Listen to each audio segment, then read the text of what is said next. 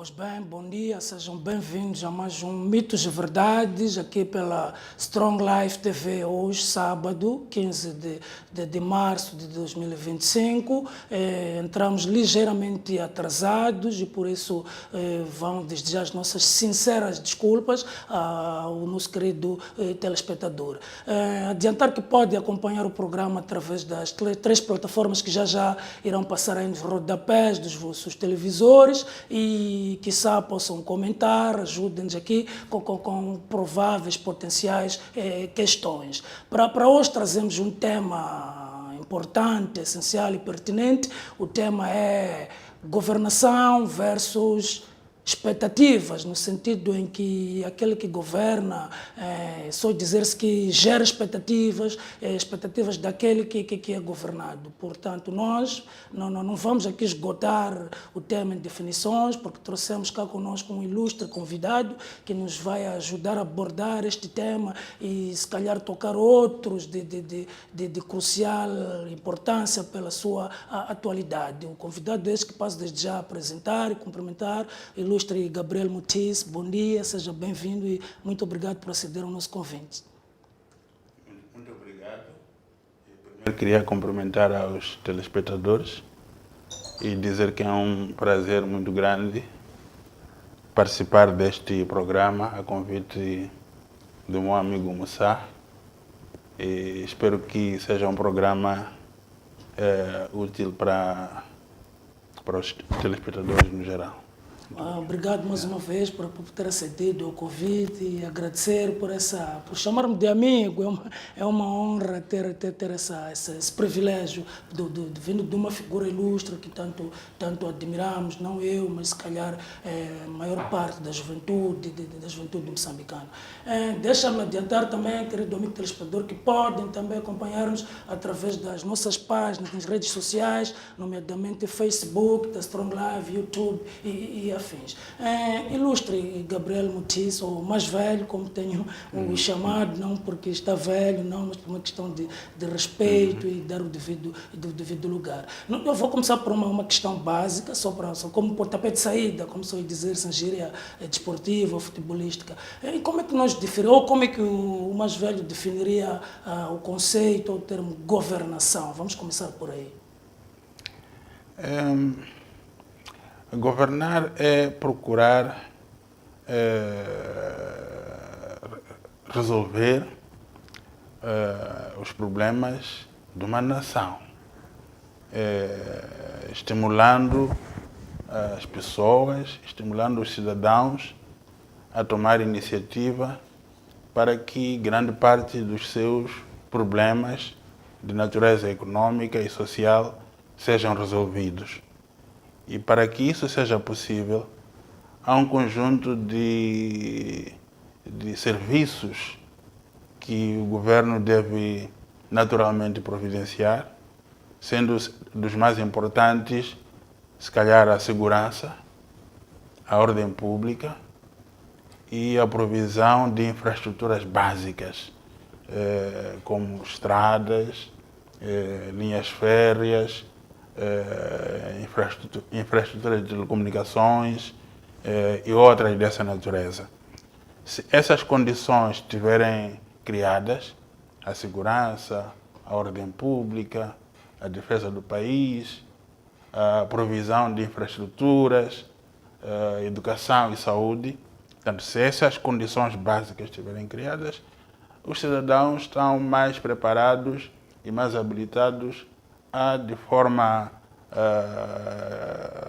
esforçada, a resolverem os diferentes problemas que enfrentam no dia a dia. Portanto, governar, um grande teórico cubano, o fundador da nação cubana provavelmente, teria dito que prever é governar. Portanto, também a possibilidade de prever os cenários do futuro, antecipar. Portanto, tudo isso faz parte da função de governação.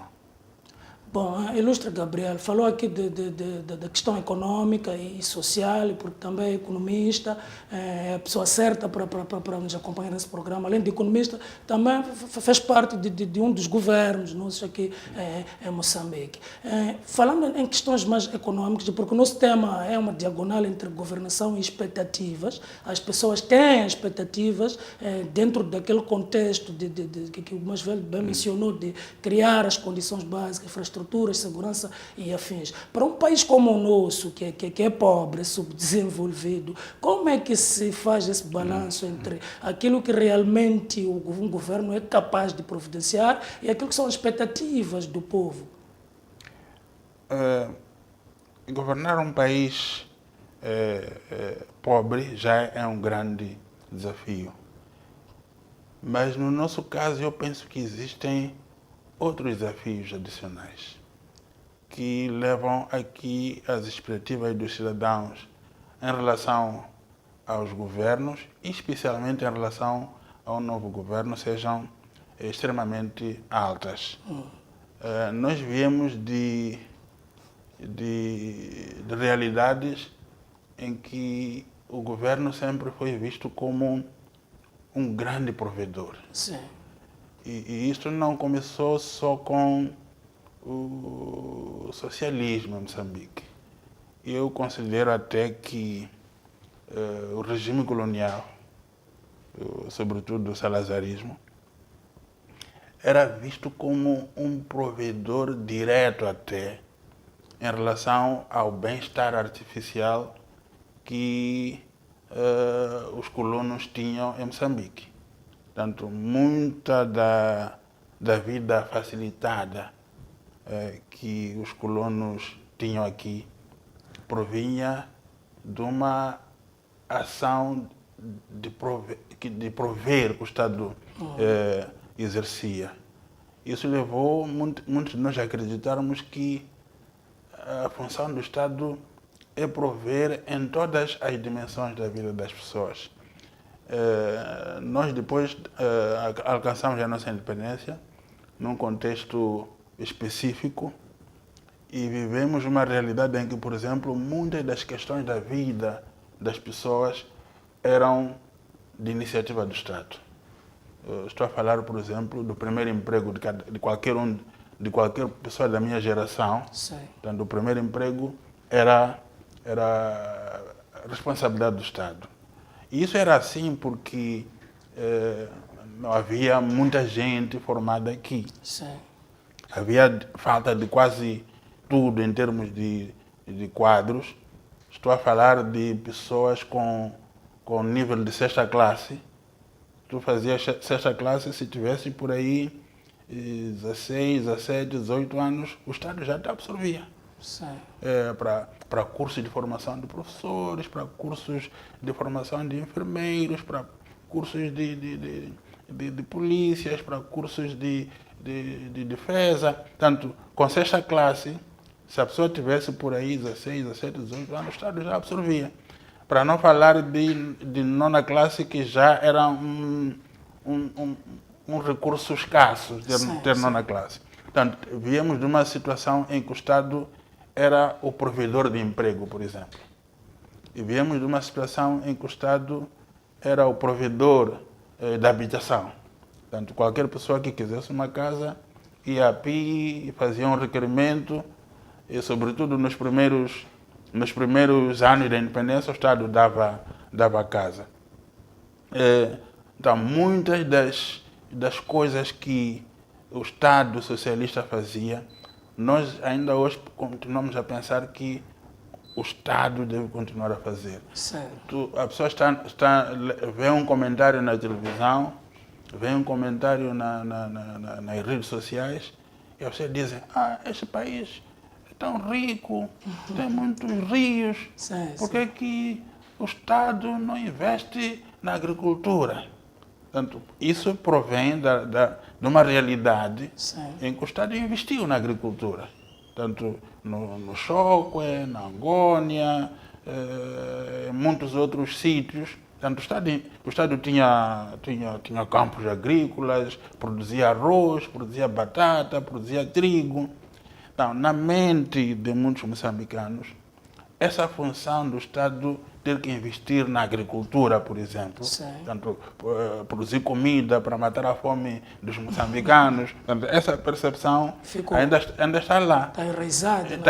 Está enraizada. Sim. Portanto, não ocorre às pessoas que com as mudanças que vem acontecendo desde meados da década de 80, o Estado foi se retirando de muitas dessas funções que ainda continuam a ser fonte de expectativa de muitos moçambicanos. O Estado já não tem empregos para dar diretamente. O Estado pode criar condições para que o setor produtivo cresça, para que o setor produtivo se torne maior, de modo a que os empregos surjam no país. Mas o Estado, de per si, não pode continuar a prover o primeiro emprego como acontecia nos primeiros anos da nossa independência. O mesmo em relação à habitação, por exemplo. A nossa Constituição diz que, não vou citar ipso verbis, mas diz que cada moçambicano tem direito à habitação. Mas depois há uma linha que diz que o Estado vai apoiar e criar condições para que a iniciativa individual e privada seja o principal fator para que esse direito se concretize. Portanto, quando nós desenvolvemos esse tipo de expectativas, portanto, temos que ter em conta o contexto em que vivemos hoje e o contexto em que o Estado era provedor absoluto, que é um contexto que terminou mais ou menos em meados da década de 80 do século passado. Bom, eu tinha uma pergunta, ficou mais ou menos esclarecida, era sobre essa questão do socialismo. Eu estava equivocado a pensar que isto está enraizado, mas por causa da Primeira República, que foi mais socialista. O mais velho acaba de esclarecer que é até mais salazarista, mas é anterior àquele período.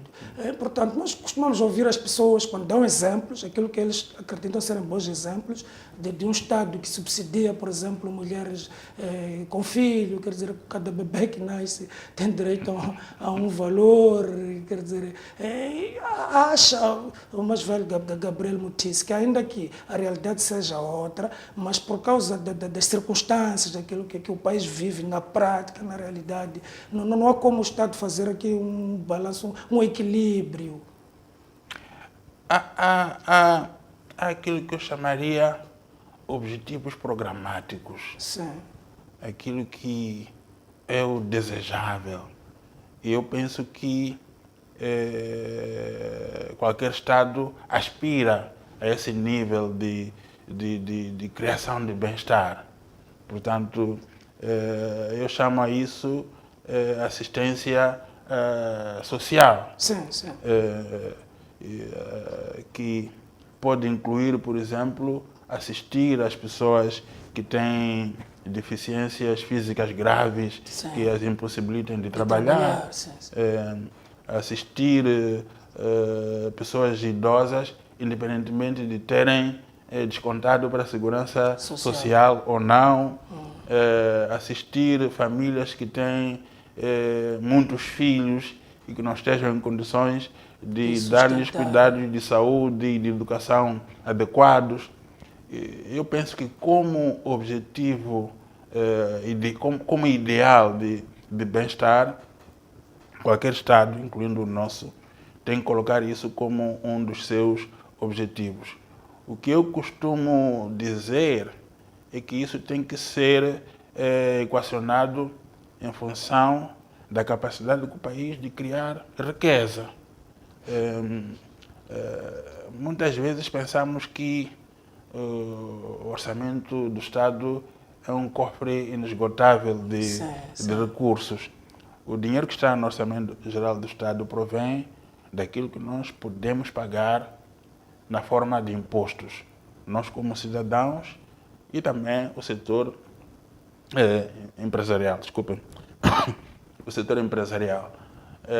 Se a atividade produtiva do país não está suficientemente diversificada se a agricultura é pobre, se a indústria é pobre, se o setor de serviços é pobre, a capacidade que o Estado tem de arrecadar recursos para fazer face a esses objetivos programáticos, a esses objetivos que são um ideal, vai ser relativamente difícil. Sim. O nosso país é tudo isso que eu descrevi, é uma agricultura muito incipiente, uma indústria quase que inexistente, um setor de serviços que ainda está muito frágil. É verdade que as pessoas costumam olhar para a abundância de recursos naturais. A abundância de recursos naturais é um potencial para que esse objetivo seja atingido no médio ou no longo prazo. Porque os recursos precisam de ser extraídos, sejam recursos pesqueiros, sejam recursos mineiros, sejam recursos de qualquer natureza, eles precisam de ser extraídos. Ainda ontem começou a circular uma notícia de que o governo americano criou condições para que um crédito de aproximadamente 5 mil milhões de dólares fosse disponibilizado para que a Total começasse a operar em Cabo Delgado. Efetivamente, isso quer dizer, essa notícia que pode começar a criar satisfação é uma indicação de que, apesar do gás estar lá em Cabo Delgado, apesar do gás ser uma riqueza, ela ainda não está a ser plenamente explorada. Portanto, há algumas abstrações de gás que ocorrem em Temane, há algumas abstrações de gás que ocorrem ainda em Cabo Delgado, pela Eni. Há algumas explorações mineiras ao longo do país, mas se nós formos avaliar tudo aquilo que conseguimos produzir com a nossa vasta riqueza, vamos concluir que ainda é extremamente ilimitado para dar resposta a esse objetivo de assistir famílias com filhos, assistir idosos que não descontaram para a segurança social, assistir pessoas com diferentes tipos de deficiência que lhes impossibilitem de trabalhar. Portanto, esse objetivo que eu penso que qualquer Estado deve ter, no nosso caso ainda está relativamente distante. Muito bem, Sr. Gabriel. Eu parto do princípio que governar é também comunicar bem, e acaba de dizer aqui que essas riquezas, ainda que estejam lá no nosso solo, no nosso mar, como queiram, são um potencial. O governo, aquelas pessoas que gerem o Estado, que fazem a gestão desses recursos, e porque estamos a falar também de expectativas, as pessoas quando ouvem que há gás em Cabo Delgado, eles partem do princípio que de hoje para amanhã o país vai virar um Dubai ou qualquer coisa, e se calhar isso seja o campo fértil para que apareçam também aqui demagogos a fazer essas promessas. Como é que acha que o governo pode comunicar melhor, explicando à sociedade, à juventude, como é que essas nuances funcionam, como é que funciona esse tipo de coisas? Quando nós vivemos numa sociedade em que a informação circula de maneira muito veloz, Sim. a capacidade do Estado de comunicar também tem que crescer. Sim. Por exemplo, se sai uma notícia hoje que em Montepuez foi extraído um mineral que está a ser vendido no mercado internacional a 50 milhões de dólares, não é? Sim. Primeiro, eu penso que nós temos algum problema com números. Com números. É um problema, acho que nosso, como a nossa numerologia é muito diminuta. Sim. Então, quando ouvimos falar de 50 milhões, parece muito. Parece muito dinheiro. Sim. Que vai resolver todos os problemas da nação. E ouvimos dizer no dia seguinte que e se exportou não sei quantos tanques de gás e que entraram nas contas do Estado, por exemplo. Às vezes nem entraram nas contas do Estado. É que foi vendido, por exemplo, 50 milhões de dólares de gás. Sim. Vendido. Nós nem fazemos conta de que para extrair esse gás é preciso pagar salários. Sim. É preciso pagar amortizações dos equipamentos que estão a foram ser usados, usados. sim. É preciso pagar crédito. Nós não fazemos essas contas. Sim. Quando nos dizem que se vendeu um rubi a 50 milhões de dólares, na nossa conta, aqueles 50 milhões de dólares entram imediatamente nos cofres Sim. do Estado.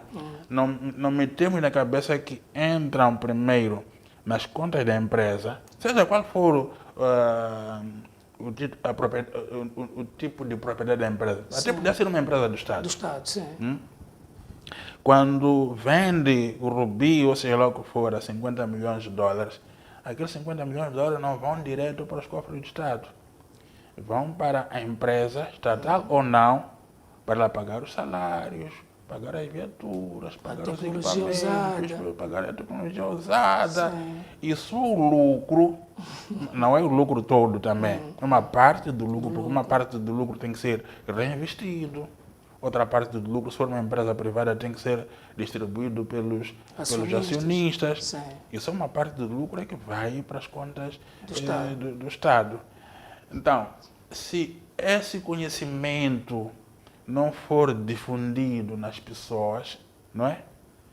Aquilo que a Sasol tira de Temane e vende, portanto, a venda não reverte imediatamente para os cofres do Estado. A Sasol tem que pagar despesas lá em Temane. Sim. Portanto, se esse conhecimento não for difundido, se essa informação não circular, o nível de expectativas vai ser muito grande e a frustração das pessoas Será iminente. ao sentirem que, afinal, vendemos rubis por 50 milhões de dólares, ou vendemos gás por 100 milhões de dólares, mas a nossa vida não melhorou. A N1 continua com buracos. Essa As frustração, crianças estudam debaixo de árvores. Sim. Mesmo em relação nós temos muita madeira, Sim. e então não se justifica que as crianças estudem sentadas no chão. Sim. E sim e não, porque o Ministério da Educação tem que ter orçamento para pagar carpinteiros para transformar aquela sim. madeira em carteira. Portanto, a madeira que está nas matas das nossas aldeias, ela não se transforma assim por si em carteira. E provavelmente, se nós fôssemos olhar para o orçamento da educação, íamos compreender que não é suficiente para pagar os carpinteiros para construir ou para fabricar as carteiras no nível que acompanha os ingressos anuais no ensino primário, por exemplo. Muitos de nós não temos noção, não tenho os números aqui, mas muitos de nós não temos noção de quantas crianças entram por ano na primeira classe. Na primeira classe, sim. É um número muito grande.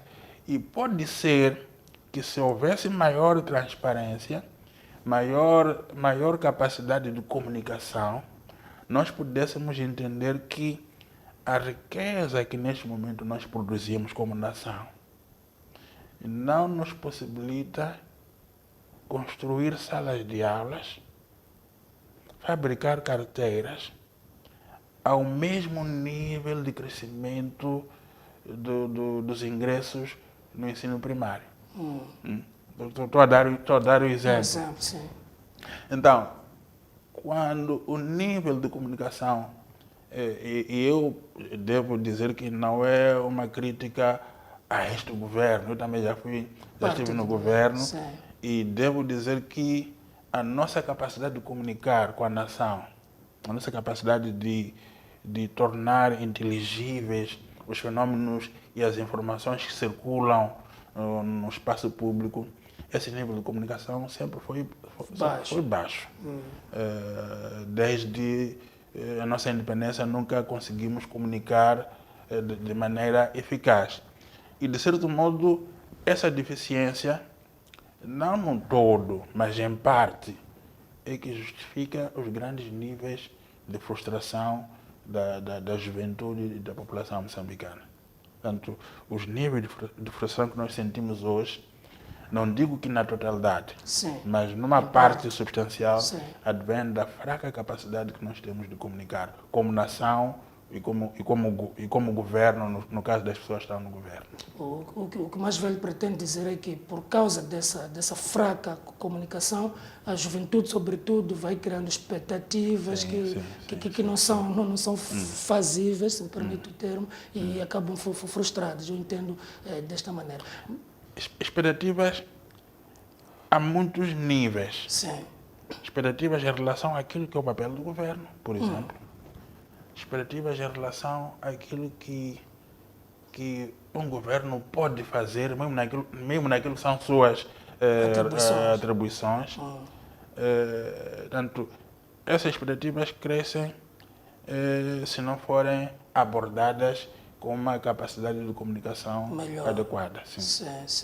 A minha pergunta anterior era em duas partes. Eu queria saber se o mais velho concorda comigo ou se acha que essa fraca comunicação também é que serve de terreno fácil ou catalisador para que cada vez mais tenhamos demagogos ou pessoas que vão fazendo promessas a curto prazo. O mais velho falou aqui de médio e longo prazo, mas nós conhecemos pessoas com discursos imediatistas, triunfalistas.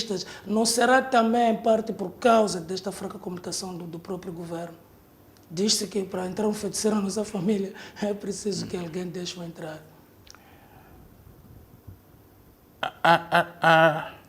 Há níveis de comunicação inadequados, mas há um nível também de formação de cidadania. Sim. Que parte da família, parte da escola, que parte da sociedade.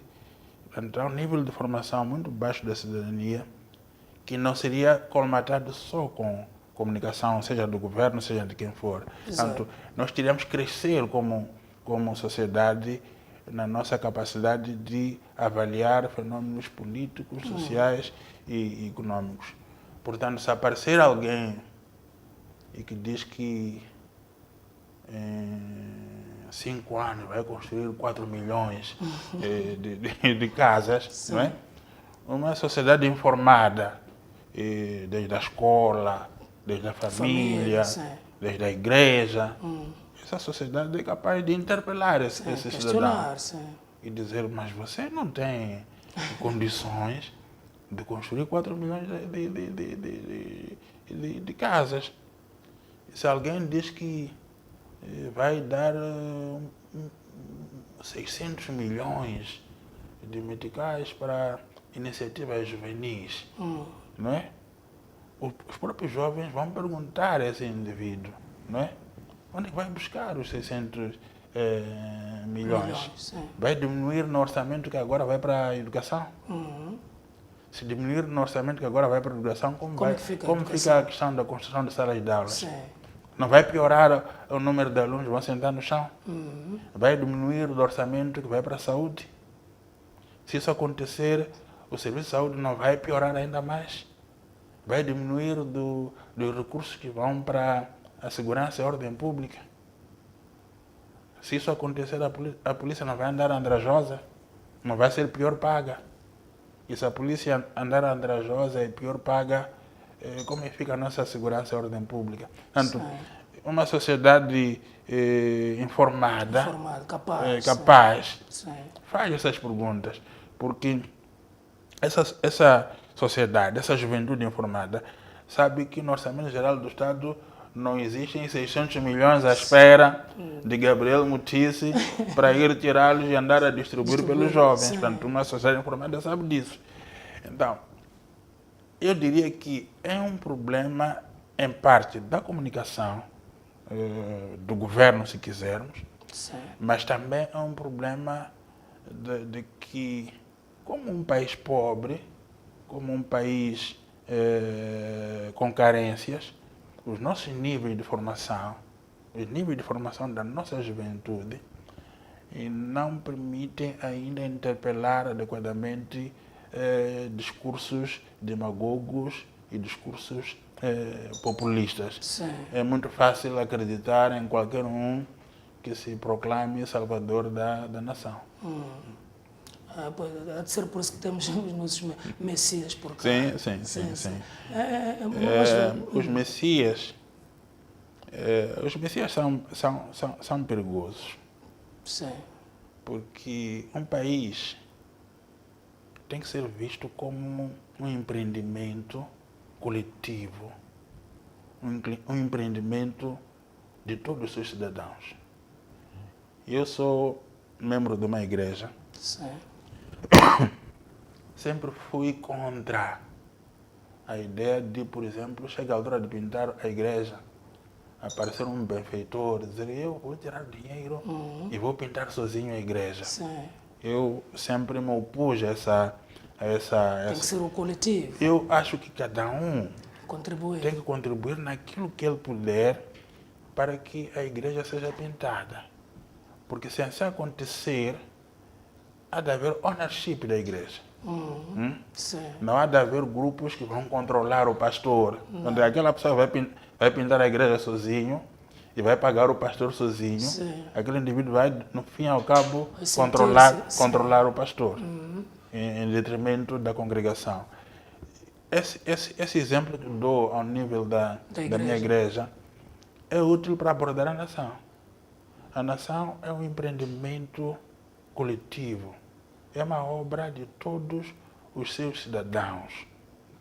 A melhoria das condições de vida do nosso país não depende e nunca dependerá de messias. Sim. A melhoria das nossas condições de vida tem que e vai depender da capacidade de cada um de nós de contribuir para a melhoria coletiva e para a melhoria individual. Se cada um de nós não contribuir para a melhoria coletiva e para a melhoria das condições de vida da minha casa e da minha família, não há de haver nenhum messias que vai resolver esse assunto. O problema dos messias é que tem o potencial também de vir a ser déspotas. Sim. De vir a ser déspotas. Então, tiranos.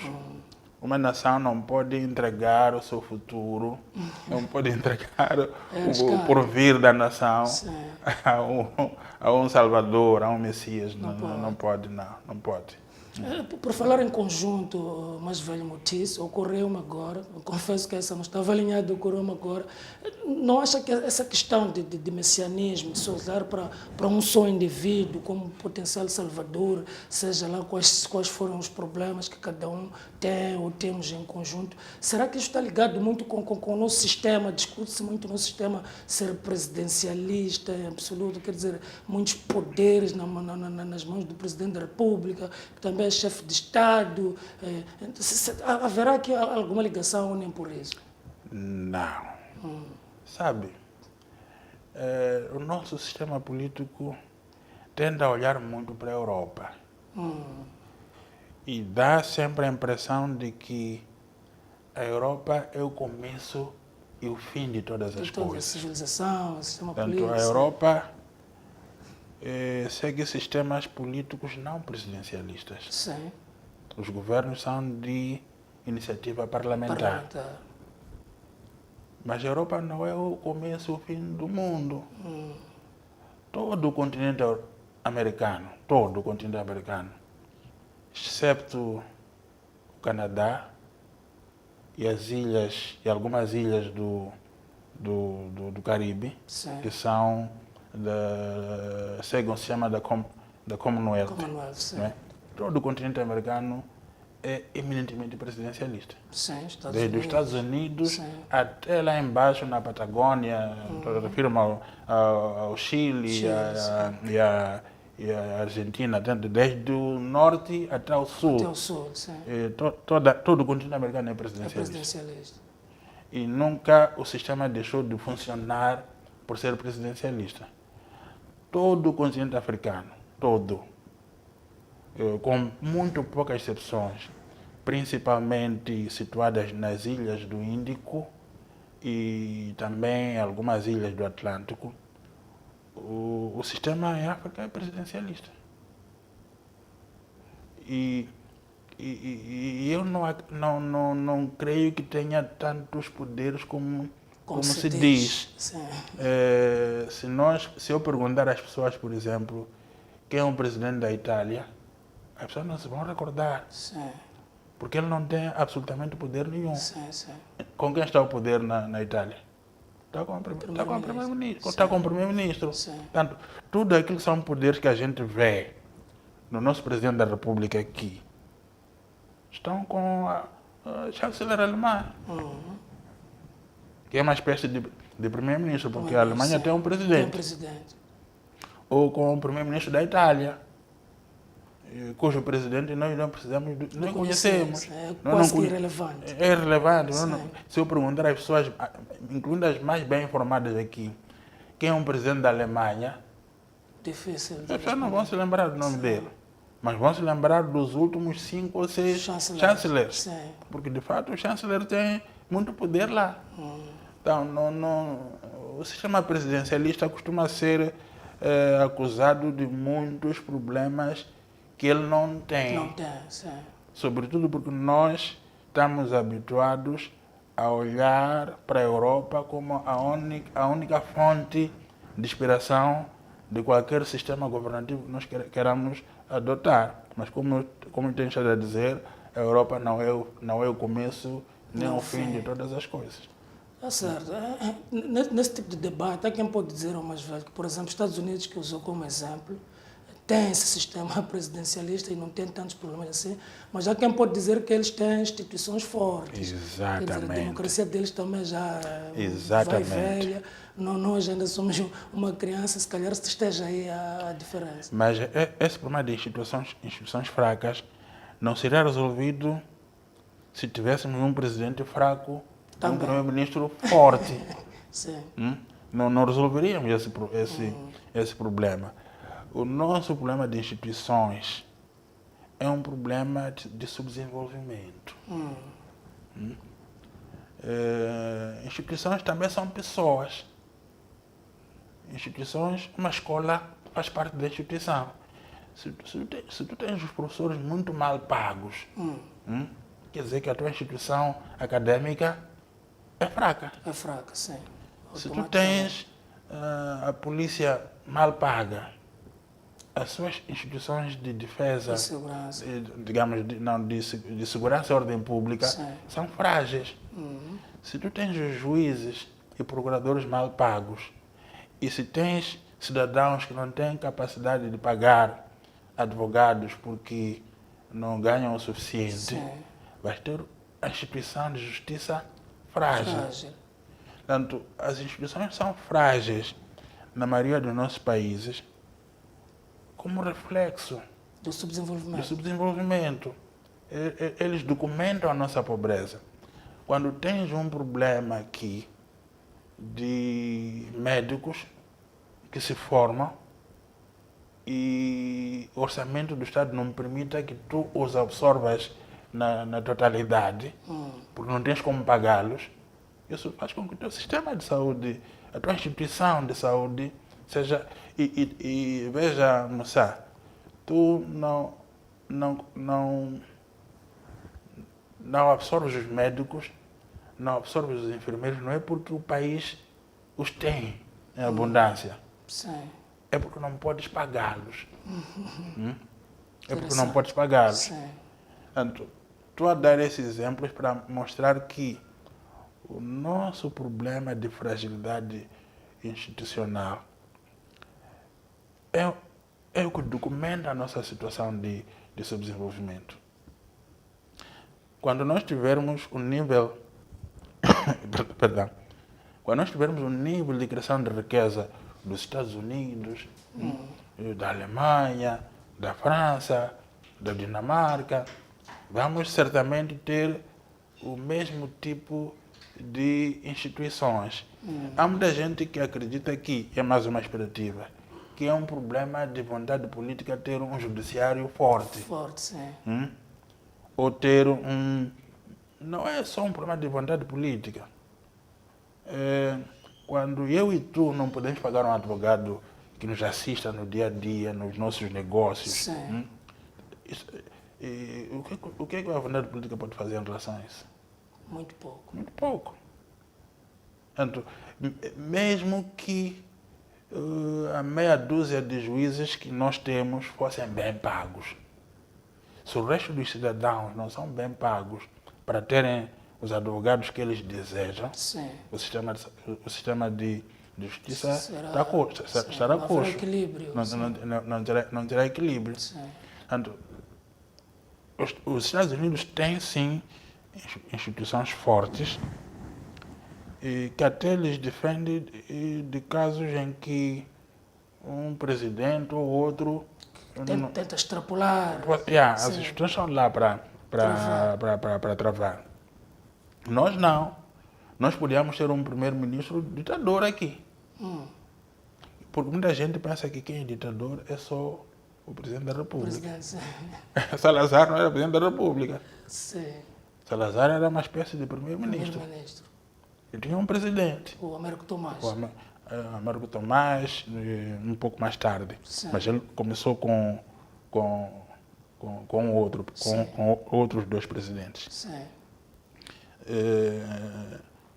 Marcelo Caetano não era presidente da República. Sim. Mas quando a gente olha para a ditadura portuguesa, não é? É com essas É figuras. com essas figuras que nós estamos que personificam a ditadura portuguesa. Portanto, o despotismo, a ditadura, não é prerrogativa de presidentes com muito poder. Também primeiros ministros com muito poder podem ser despóticos e ditadores. Tá certo.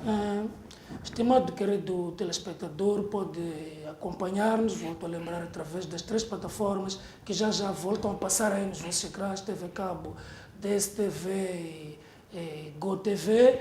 Comentem, questionem, que isso ajude a nós também aqui no debate. Mas, velho Gabriel, porque o tempo em televisão é dinheiro, eu preciso racionalizá-lo. Nós vamos abordar questões mais atuais, mas ainda nesse quesito, nesse contexto de governação versus expectativas. Nós estamos num novo ciclo de governação, estamos a inaugurar um novo ciclo de governação. Qual é a expectativa, já agora, do mais velho Gabriel? Depois isso acontece num contexto um pouco diferente dos outros, onde vivemos uma espécie de caos, anarquia. Como é que acha que esse governo pode agir no sentido de minimizar esses problemas? Eu penso que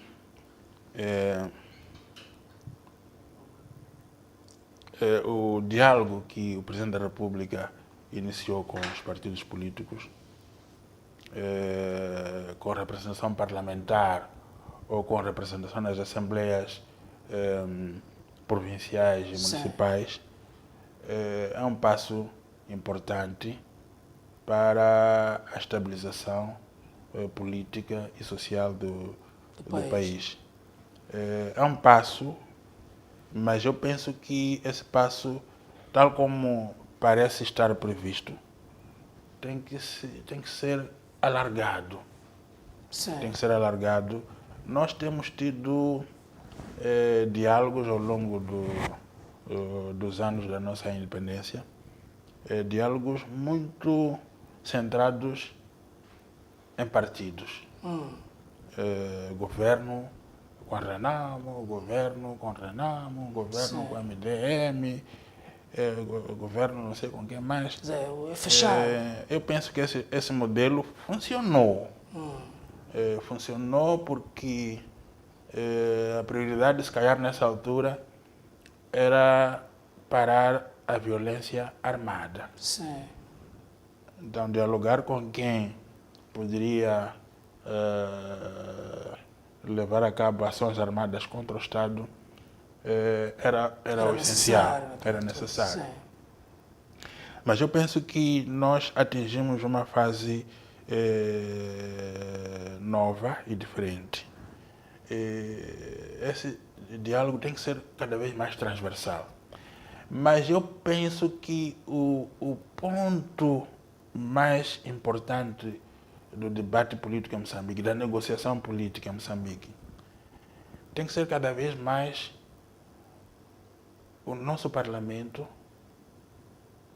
e as nossas diferentes assembleias, tanto provinciais como municipais. Pois, sim.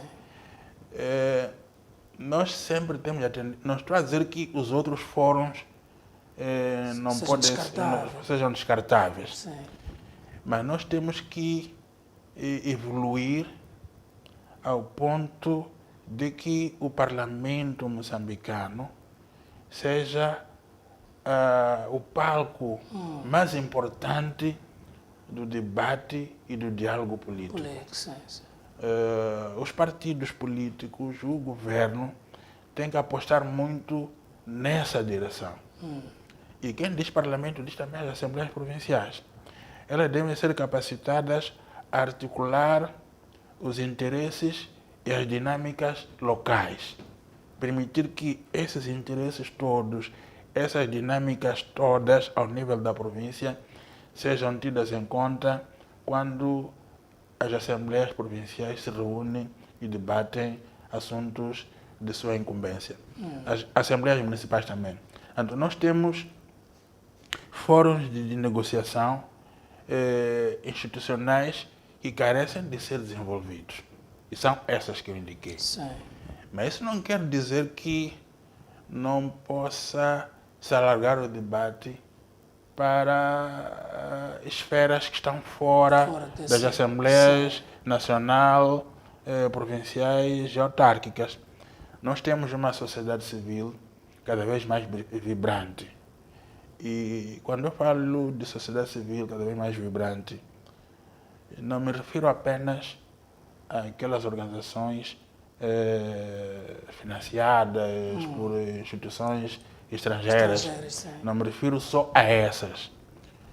Refiro-me às igrejas. As igrejas são pontos de convergência de interesses comunitários muito vastos. Sim. E ter em conta aquilo que as igrejas, quem diz igrejas, eu refiro-me às mesquitas, refiro-me aos templos, refiro-me a tudo. É uma forma espero que os outros credos não se sintam discriminados. Quando falo de igrejas, falo, por exemplo, de organizações como a Conferência, acho que é assim que se chama, Conferência Episcopal de Moçambique. É um fórum que é preciso ter em conta quando se avaliam perspectivas do nosso país. O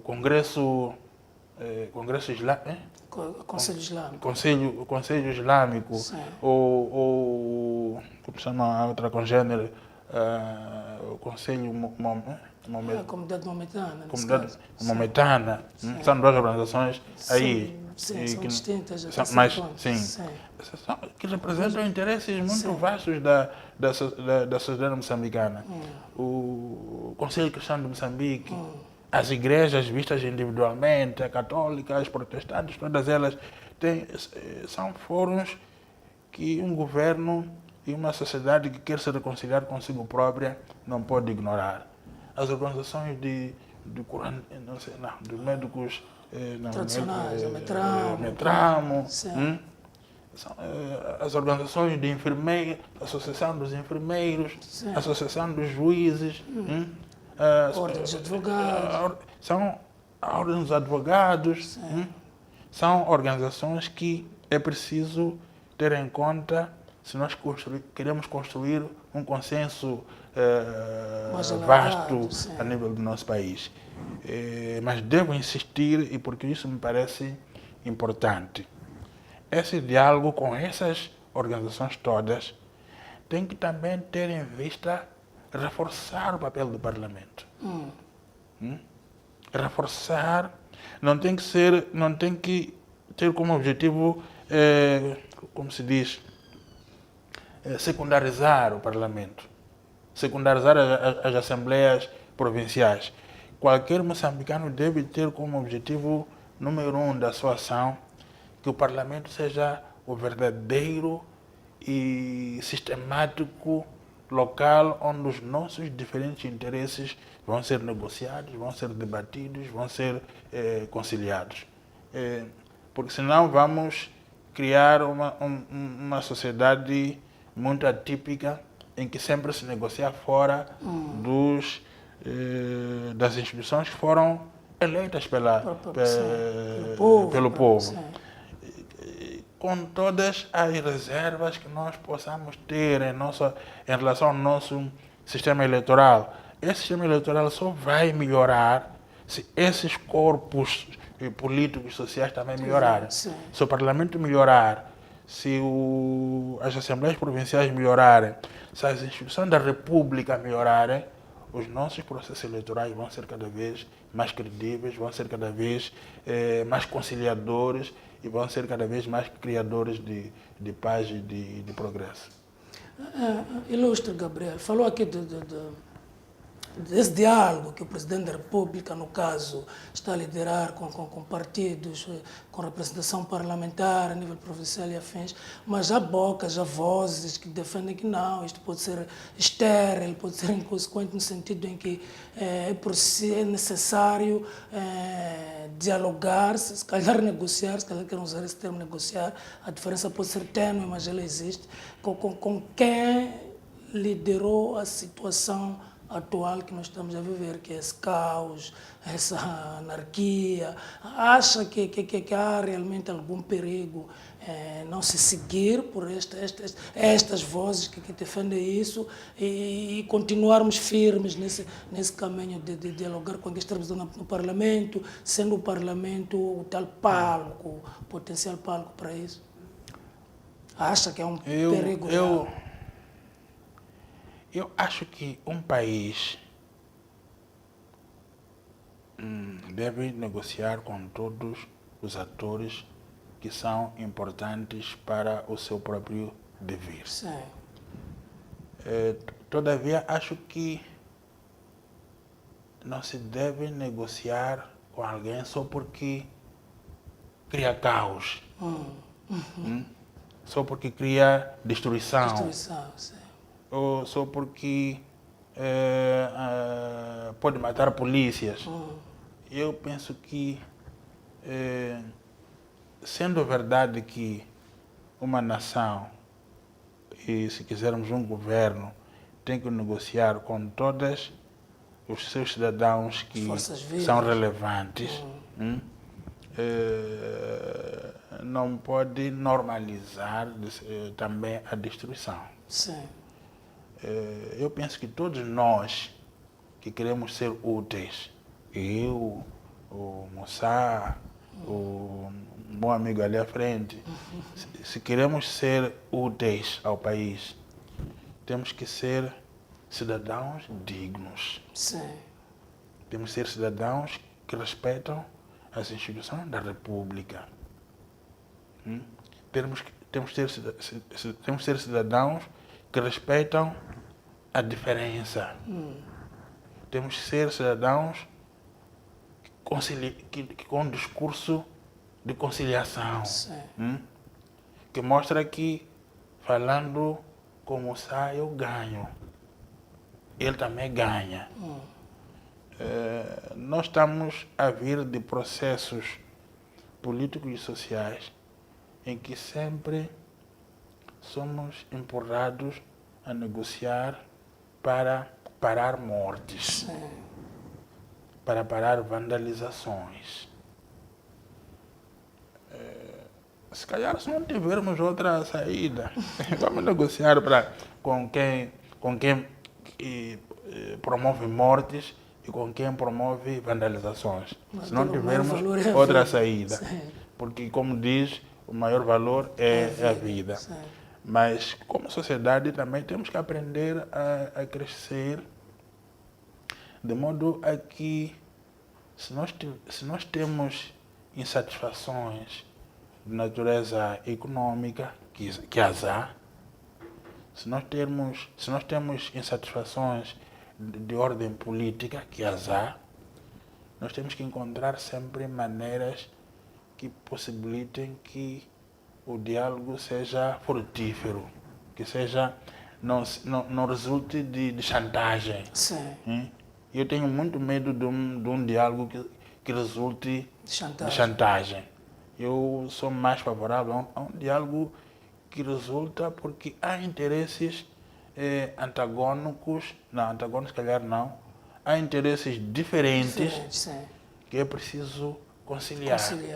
Portanto, para mim, negociação é conciliação de diferenças que, por natureza, até são conciliáveis. A destruição e a paz não são muito conciliáveis.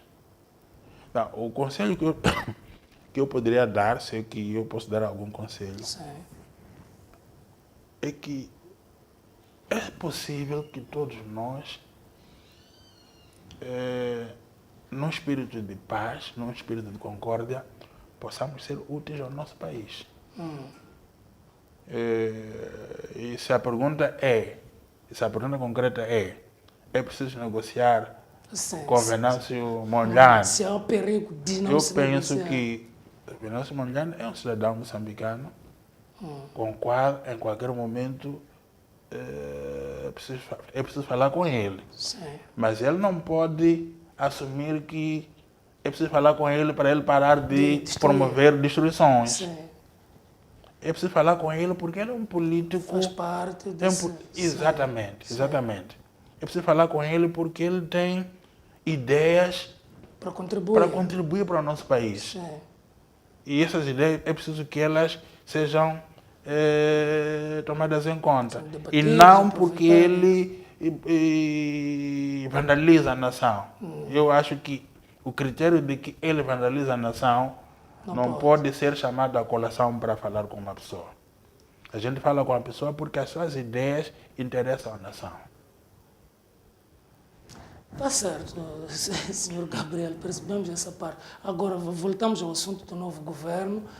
Diz-se-me, eu já participei em debates onde se reclamava que o governo era, eu vou usar uma expressão um pouco vulgar, a máquina do governo era gorda, quer dizer, depois tornava-se lenta. Ouvimos aqui que o novo presidente, por exemplo, abdicou da figura de vice-ministros.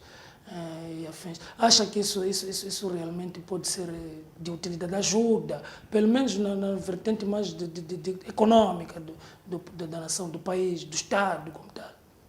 Tem alguma... Eu penso que, como sinal para o país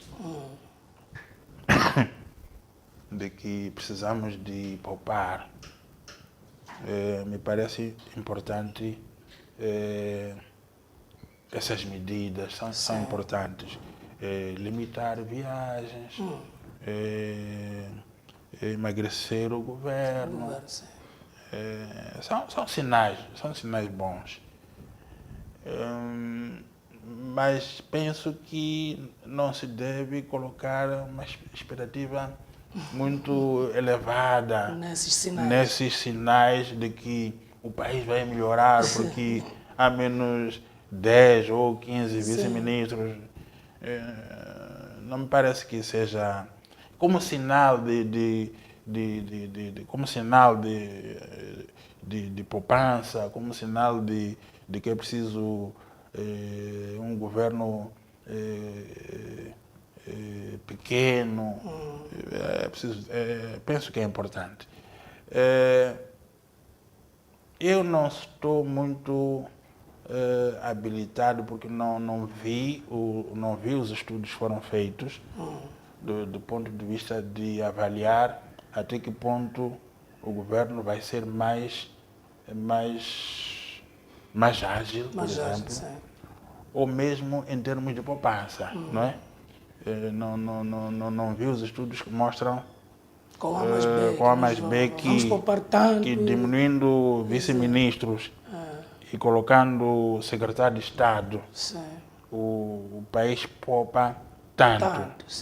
E eu ver a tal poupança e achar que ela é relevante. Ela é faz sentido. Não estou a dizer que não existem os estudos. Eu, pessoalmente, Teve acesso. não tive acesso. Então, não queria discutir muito se a medida foi acertada ou não, porque eu teria que, de fato, ver em que se ganha do ponto de velocidade do governo. Eu acho que eu vou procurar, se calhar a partir de hoje que me fez essa pergunta, em que se ganha em termos de agilidade do governo. Sim. Em que se ganha do ponto de vista de poupanças orçamentais. São suficientemente robustas essas poupanças para justificar uma mudança do figurino Quase que drástica. drástica da governação. Sim. Para ter essas respostas tinha que ver a reflexão que foi feita. Tudo bem, mas velho, não tendo esse estudo, eu vou reformular a pergunta de uma outra forma. A figura, pela experiência, passou pelo do governo, a figura de vice-ministro, ela de per si, é descartável, ou vamos lá dizer, é tão necessária assim. Quer dizer, passando a não ter a figura de vice-ministro, de alguma forma o governo perde alguma velocidade ou alguma... Eu vou dizer uma coisa que não é muito, se calhar não é muito popular, não é? O governo é também um local onde a nação se vê. Sim.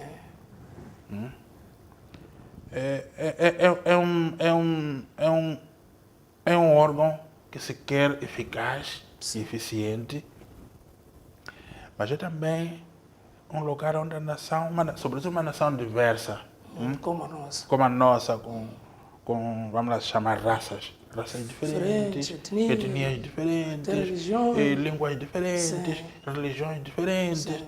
Então, um governo é o espelho da nação.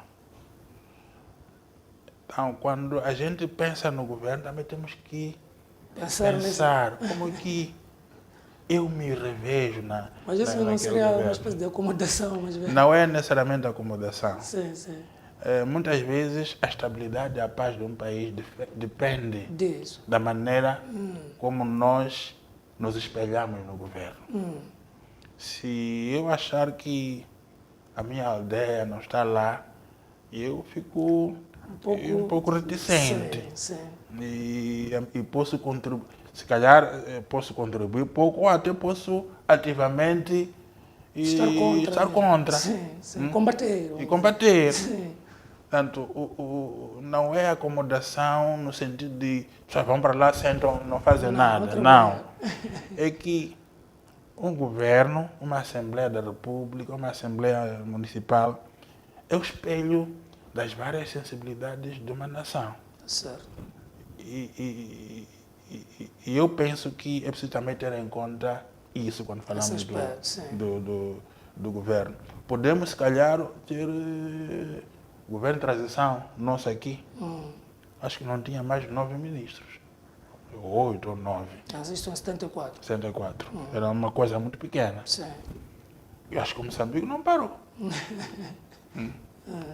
Se calhar nós podemos ter um governo de 6 ministros aqui e o país andar. Sim. Mas como eu digo, se forem pessoas trabalhadoras, muito ativas, que dormem 5 horas de tempo por dia, podemos ter um governo de 5 ou 6 pessoas e o país continuar a andar. Sim. Mas eu acho que também o governo é o nosso espelho. Queremos nos ver no governo. As pessoas de Manjacazo, de onde eu venho, as pessoas de Mutarara, as pessoas de Zumbo, querem olhar para aquele governo e dizer, eu me revejo ali naquele governo. Ele representa Moçambique. Certo. Como é que isso se faz de modo a que não se perca eficiência, não se perca eficácia, não seja um fator de gastos exorbitantes de dinheiro. Isso é que é o desafio para o político que quer formar o governo. Mas eu penso que essa dimensão do governo também não pode ser descurada. Como eu digo, pode ser um fator de estabilidade da nação também. Bom, mas velho, eu vou convidar assim, o querido amigo telespectadores, para um brevíssimo intervalo. Não saia daí, nós voltamos num piscar de olhos. Até já.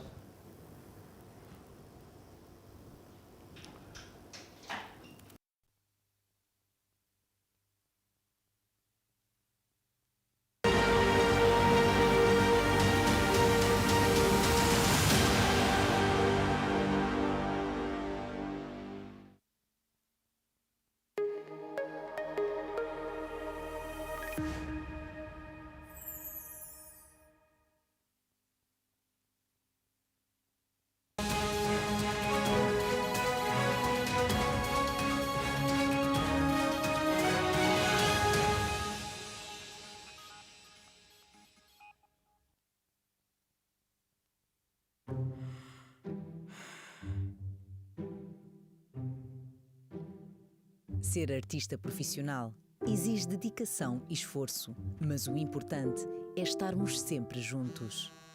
Força, filha! Tu consegues! Força, baby! Tu consegues! Com o serviço Triple Play da TV Cabo, podes ligar-te a quem mais importa. Força, filho! Tu consegues! Por internet, com uma velocidade mega rápida. Com os melhores canais de televisão na tua TV, smartphone, tablet ou computador a qualquer hora. E com chamadas de voz ilimitadas na rede TV Cabo. Tu consegues. TV Cabo. Sempre ligados. Tens num só canal histórias que tocam o coração, drama e mistérios, disputas envolventes, muita ação. O amor não se escolhe, Demuca. Me ajuda! Sim! Vocês vão fazer comigo? Me só! Acompanhe as melhores histórias num só canal, no Manning Magic.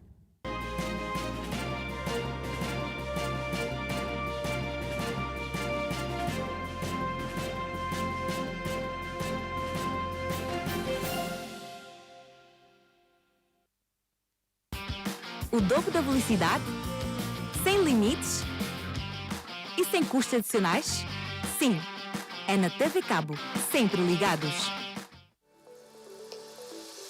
Água que é água, sente que é água, bebe que é água, natura é água que é água, natura é natural, essencial, original, água mineral.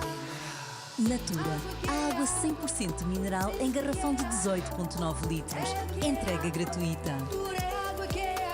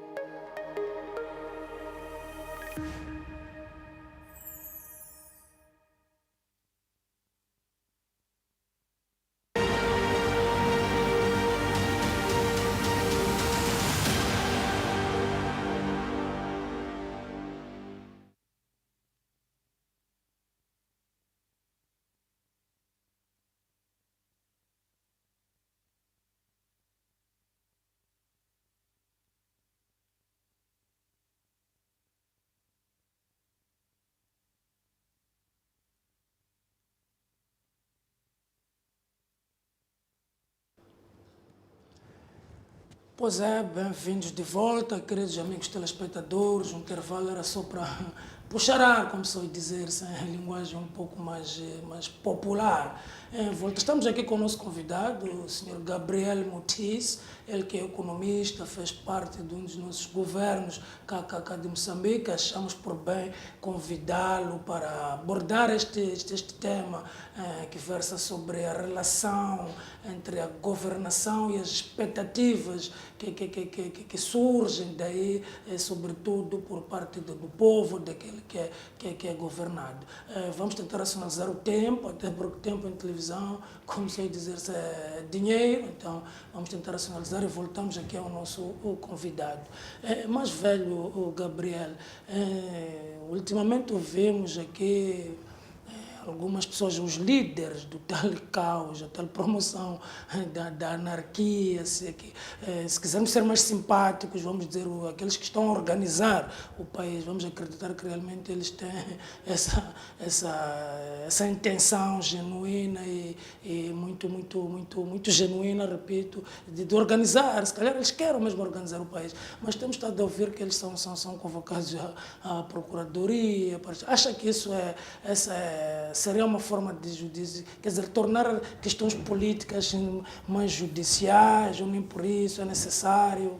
Numa altura em que também se reclama muito da falta de separação de poderes no nosso país, as instituições são fracas, é provável que as pessoas que reclamam sobre isso tenham algum pingo de razão. Primeiro, talvez dizer que as manifestações, as greves e as demonstrações são um direito constitucional. E qualquer país que se queira minimamente tolerante tem que abrir espaço para que, em caso de descontentamento que possa ter origem econômica, social, política ou de qualquer outra natureza, se esse descontentamento surgir, as pessoas tenham a possibilidade de interpelar os governos na forma de greves, Sim. na forma de manifestações, na forma de demonstrações, na forma de protestos. Eu penso que isso é um direito inalienável de qualquer moçambicano. Sim. Se calhar eu próprio, algum dia, posso ter necessidade de se manifestar. fazer uma greve Sim. ou fazer uma manifestação.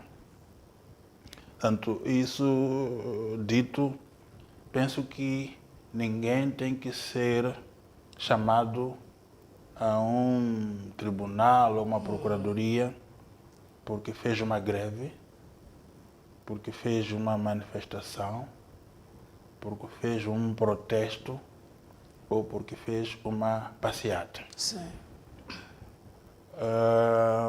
Agora, penso que em muitas circunstâncias, nós como país, se calhar por causa das questões que discutimos antes, a questão da formação, Sim.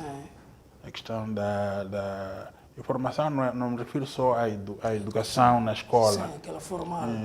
refiro-me a todo um conjunto de informações que nós temos que ter para nos considerarmos pessoas informadas.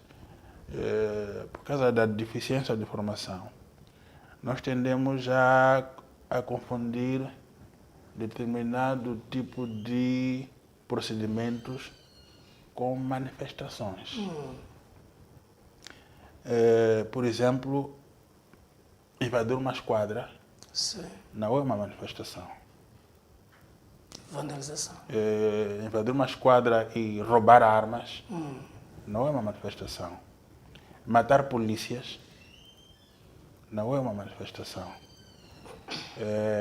Vandalizar e queimar fábricas, unidades econômicas ou comerciais não é uma manifestação. Queimar sede de partidos políticos concorrentes e assassinar militantes de partidos concorrentes não é uma manifestação. E ter consciência disso, que se calhar os líderes partidários e sobretudo aqueles que promovem manifestações que se queiram pacíficas, terem o tempo de informar aos seus seguidores a diferença entre uma manifestação e assassinar polícias. Sim. Portanto, se eu convoco uma manifestação, eu próprio tenho que ter o discernimento de informar meus seguidores que se vocês vão assaltar uma esquadra, Já não é? isso já é um crime. Sim. Se vocês vão assaltar a sede de um partido e matar militantes desse partido, isso já não é manifestação. E eu, como líder da manifestação, me distancio e qualquer um de vocês que fizer isso cai na alçada da justiça. E, dito isso, eu não considero que pessoas que... Eu não estou a dizer que as pessoas que estão a ser chamadas à justiça fizeram isso. Sim. Porque para afirmar isso é preciso provar Evidências, e a pessoa ser julgada e isso transitar em julgado. Sim. Não está a dizer que eles fizeram isso. Mas se houver indícios de que alguém promoveu uma manifestação que culminou com o assassinato de polícias, chamar esse indivíduo para responder por esse crime não me parece judicialização da política. Chamar alguém que organizou manifestações que culminaram com o assassinato de militantes de partidos concorrentes, chamar essa pessoa para a Procuradoria para prestar declarações, não me parece judicialização da política.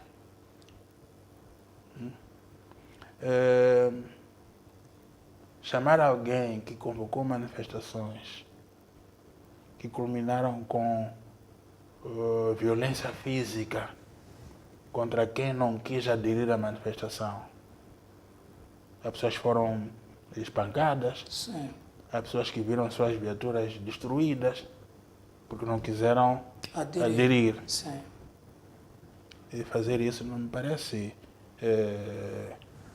judicialização. Eu estaria contra se essas pessoas fossem perseguidas e violentadas fisicamente por terem feito isso. Portanto, se o Estado se dedicasse a perseguir essas pessoas, a violentá-las ou a matá-las, eu acharia isso absurdo. Sim. Mas chamar pessoas para responderem por crimes que aconteceram aqui, porque nós todos vimos crimes aqui. Testemunhamos crimes aqui. Chamar essas pessoas para responderem e avaliar se eles têm ligação com esses crimes ou não, parece-me adequado. O nosso país não pode, eu devo insistir nisto, nosso país não pode normalizar a morte. Nosso país não pode normalizar, achar que é normal matar concorrentes políticos. Não. Eu acho que caminharíamos para um país difícil de se viver nele. Sim. Portanto, qualquer manifestação, qualquer demonstração, qualquer greve deve respeitar em primeiro lugar a vida. A vida, a vida, a vida. Tem que respeitar a vida. Sim. Quando uma dessas três formas de mostrar descontentamento descamba em violência que ceifa vidas humanas, nós não podemos achar isso normal. E eu não digo isso por questão de convicção política. Digo isso por uma questão de convicção humana mesmo. Por uma questão de convicção humana mesmo. Normalizar isso significa que qualquer um de nós, amanhã, também pode organizar um movimento e andar a matar polícias por aí. Andar a matar membros de outros partidos por aí. Andar a bater cidadãos que não querem aderir à nossa causa por aí. Portanto, eu acho que se as pessoas estão a ser chamadas para serem ouvidas pela justiça, isso é muito bom. O que eu condenaria era perseguir essas pessoas extrajudicialmente. Sim. Isso seria mau. Os que dizem que isso é é judicializar A política. a política, penso que também tem uma visão distorcida da política. Política é um processo de conciliação de ideias diferentes. Política é um processo de harmonização de ideias diferentes. Quando a política resvala para o assassinato, isso passa a ser antipolítica. Isso deixa de ser política. Eu tenho noção de que dizer isso num ambiente de muita intolerância não é muito bom. Não é muito bom, sim. Mas eu acho que nós, como país, temos que ter a coragem de nos dizer a nós próprios que o caminho que estamos a seguir não é o melhor caminho. Sim. Há muitos moçambicanos que foram mortos no âmbito dessas manifestações. Sim, sim. Muitos moçambicanos. Há casos de pessoas que foram degoladas, moça. Há pessoas que foram degoladas. E normalizar isso não me parece responsável. Digo isso com muita dor, digo isso com muita angústia, mas nós não devemos normalizar isto. As nossas discordâncias têm que ser resolvidas politicamente. Temos que ter a inteligência, o discernimento de avaliar as nossas diferenças e sentados numa mesa e a beber água sem medo de que se eu for à casa de banho alguém há de ficar a envenenar minha água. Porque nós estamos num processo de conciliação da harmonização da nossa vida como nação. A matarmos-nos, nós estamos a fazer isso. Enfim, eu até fiquei um pouco emocionado agora. Percebi a perspectiva do mais velho, que não era de convicção política, de facto, era de mais uma convicção humana, porque antes de sermos políticos, antes de termos preferências políticas, nós somos seres humanos, de facto, e temos nossos sentimentos como tal. Agora, mais velho, eu estava em conversa uma vez, acho que tenha sido nas redes sociais, com o professor Elísio Macamo, a quem desde já mando um forte abraço, onde ele dizia, então, de brincadeira, naquele espírito dele de uma pessoa bem humorada, né? Ele dizia que as pessoas, às vezes, quando você diz que o Toyota tem um carro, ele exige que você grite também a dizer que BMW também é um carro. Eu também a brincar, depois disse sim, as mesmas pessoas, eu costumo dizer a eles, para ir no moral deles, e gritar que Chova está de uma também tem rodas. Por que eu digo isso em forma de analogia? Porque diz que as pessoas foram degoladas, tudo aquilo que aconteceu e nós vimos. Mas também as pessoas exigem das pessoas que têm esse discurso que condenem, por exemplo, a ação da polícia. Aquilo que eles chamam de excessos da polícia. O que é o mais velho Gabriel Mutista? Sem dúvida. Os excessos da polícia caem no mesmo espírito de que é preciso. E quando falo de que houve muita morte nessas manifestações, inclui também as mortes causadas pela polícia. Sim. E nos casos em que a polícia usou de força desproporcional, eu penso que é necessário responsabilizar essas pessoas também. É preciso responsabilizar essas pessoas também. No caso em que, sem motivo aparente, a polícia decidiu atirar, é preciso responsabilizar. Porque a vida humana tem que ser respeitada por todos. Sim. Por aqueles que promovem manifestações, mas também tem que ser respeitada pelas nossas autoridades. A força letal tem que ser usada como último recurso. A força letal. Portanto, disparar bala verdadeira contra a cabeça de um manifestante ou disparar para o coração de um manifestante tem que ser em caso de defesa da vida do próprio do próprio polícia. Sim. Ou da vida de outros, de outras pessoas que estejam a ser ameaçadas por aquele pretenso manifestante. Sim. E fora desses, fora do risco iminente de vida ou do polícia ou da população, não me parece justificável o uso da força que leva à morte de pessoas. Bom, já estamos a ficar sem tempo e sem querer ser advogado no direito do diabo, mas eu estou a imaginar um agente da polícia, nós vimos aqui polícia, agentes sendo arrancados armas e outro tipo de humilhações. Eu não sei como é que é esse agente, eu no lugar dele não sei como é que agiria. Não estou aqui a querer justificar a brutalidade ou força abuso, da força bruta mesmo da polícia, mas eu estou a imaginar esse cenário, portanto, acho que urge mesmo nos reconciliarmos como nação. Sem dúvida, moça. Porque quando alguém me tenta arrancar uma arma, eu não sei o que ele quer fazer com a arma. Então, nesses casos, uma ação musculada da polícia, se calhar, é justificável. É justificado, sim. Portanto, se alguém decide me arrancar a minha arma, que é um instrumento de trabalho, porque eu não sei o que ele vai fazer já na posse da arma. Então, nesses casos, provavelmente, uma ação mais musculada, mais enérgica seja necessária. Mas, como eu digo, é preciso sempre medir as consequências do uso da força. Tanto da parte dos manifestantes como da parte da polícia. Está certo, mas velho, últimas considerações, beijinhos e abraços, vamos ser. Muito obrigado por ter estado aqui.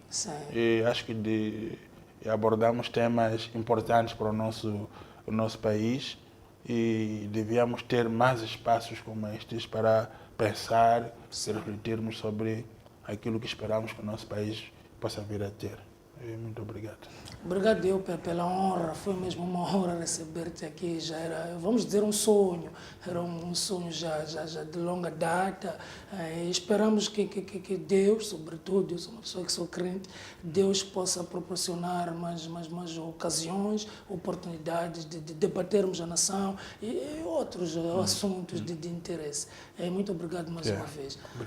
Para si, querido amigo telespectador, obrigado por ter estado desse lado a acompanhar o programa. Nós nos despedimos na esperança de que o programa tenha sido útil para aquilo que é o nosso desejo coletivo, como dizia aqui mais velho, isto é um projeto coletivo, portanto, que tenha sido útil e, repito, despedimos na esperança de que próximo sábado, à mesma hora, no mesmo local, possamos nos encontrar novamente com saúde e muita vontade de concretizar a tal reconciliação nacional. Eu chamo Samuel Ibrahim, até sábado.